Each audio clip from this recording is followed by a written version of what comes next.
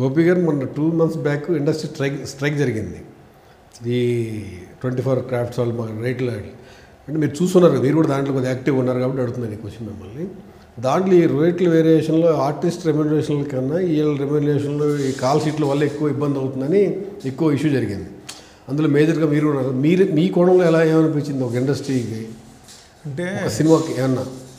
లేదు, అంటే better interest of industry కంపల్సరీగా అందరూ కలిసి కొంచెం పట్టు విడుపులు చేసుకుని చేయాల్సిందే. కొన్ని కాల్ షీట్ల పరంగా వస్తే వాళ్ళు అగ్రీ చేసినయే, ఒకప్పుడు ఒప్పుకున్నయే రిటర్న్గా సైన్ చేసినయే వాళ్ళు ఫాలో అవట్లా, కాంప్లై అవట్లా వాటికి. సో అదొక ఇష్యూ అనమాట. ఇప్పుడు రైట్ టైంలో రేవంత్ రెడ్డి గారు కరెక్ట్గా ఇమీడియట్గా రెస్పాండ్ అయ్యి ఆయన యాక్షన్ తీసుకుని లేదా ఎట్టి పరిస్థితుల్లో దీన్ని సాల్వ్ చేయాలని ఆయన పూనుకోవడం వల్ల టప్ప క్లోజ్ అయిపోయి సాల్వ్ అయింది. అంటే రేవంత్ రెడ్డి గారు మొత్తం ప్రపంచ సినిమాని హైదరాబాద్ హబ్గా చేయాలని ఆయన డ్రీమ్ అనుకున్నారు కాబట్టి ఆయన కొద్దిగా అగ్రెసివ్గా తీసుకున్నాడు దాన్ని.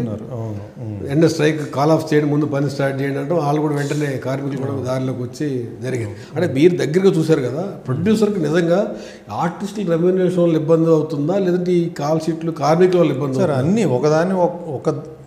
ఒక్కదాని వల్లే ఎఫెక్ట్ అవుతుంది అనేది లేదు. ఒకటి యాడ్ అవుతూ ఉంటుంది. ఒకదానికి యాడ్ అయితే అది ఏంటంటే చాలా పెద్దగా తయారవుతుంది, ఒక పెద్ద భూతంలాగా. అది దాంట్లో మీరు అన్నట్టు బడ్జెట్ కంట్రోల్ చేయడానికి, బడ్జెట్ పెరగటానికి ఇది డెఫినెట్గా ఒక ఫ్యాక్టర్.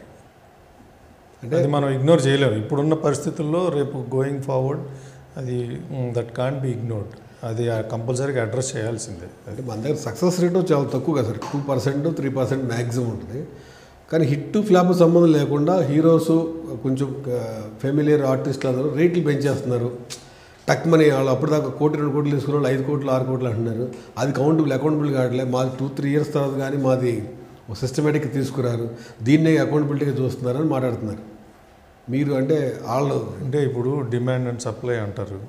ఇప్పుడు ఎందుకు తీస్తున్నారు? ఇప్పుడు ఒక్కొక్కరికి ఒక క్యాల్కులేషన్ ఉంటుంది. క్యాల్కులేషన్ లేకుండా టేబుల్ మీద అరే ఈ ప్రాజెక్ట్ పలానా హీరో పలానా డైరెక్టర్తో మనం చేస్తున్నాము అంటే ఇది లాస్ అని పేపర్ మీద వేసుకుని కూడా ఎవరైనా దిగుతారంటే I don't believe. They have their own calculations. ఆ ఏం క్యాల్కులేషన్స్ అనేది వాళ్ళకే తెలవాలి, అంతే కదండి. మీరు ఎందుకు అలా చేస్తున్నారు, మీరు ఎందుకు ఇలా చేస్తున్నారని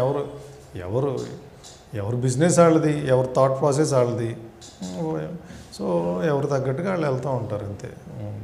ఒకళ్ళు చెప్తే ఒకళ్ళు ఎవరిని వింటారా ఈయనే రోజులు అసలు? ఇది ఇండస్ట్రీలో ఎవరి మాట ఎవరు వినరు. ముందు బేసిక్ ఇండస్ట్రీ అని కాదు, ఎక్కడైనా ఎవడు గోలాడేది అంతే.